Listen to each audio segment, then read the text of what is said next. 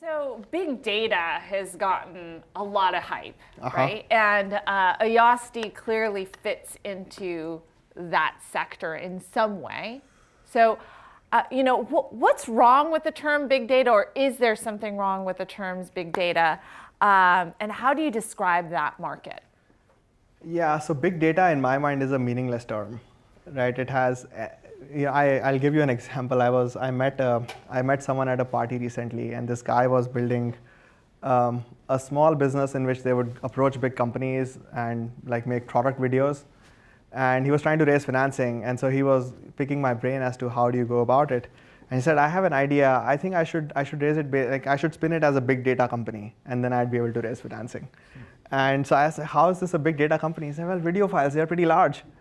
So it's I think this whole big data thing is at a stage where you go to an investor and you just whisper big data, and they might give you some money.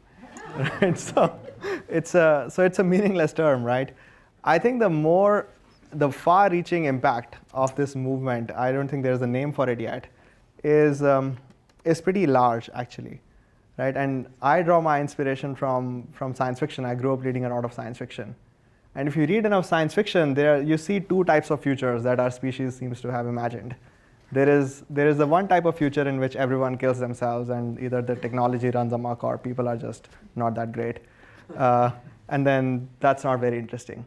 There's this other type of future in which it's a post-abundance world in which you have free time, and a lot of work is taken care of by machines, and people basically just contemplate the universe. And in that future, you don't see people writing SQL queries, or you don't see people using business intelligence software, right?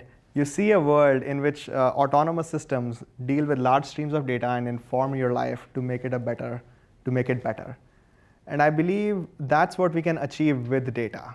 I don't believe that big data in itself actually is trying to achieve it. Big data is just database people trying to sell more database software.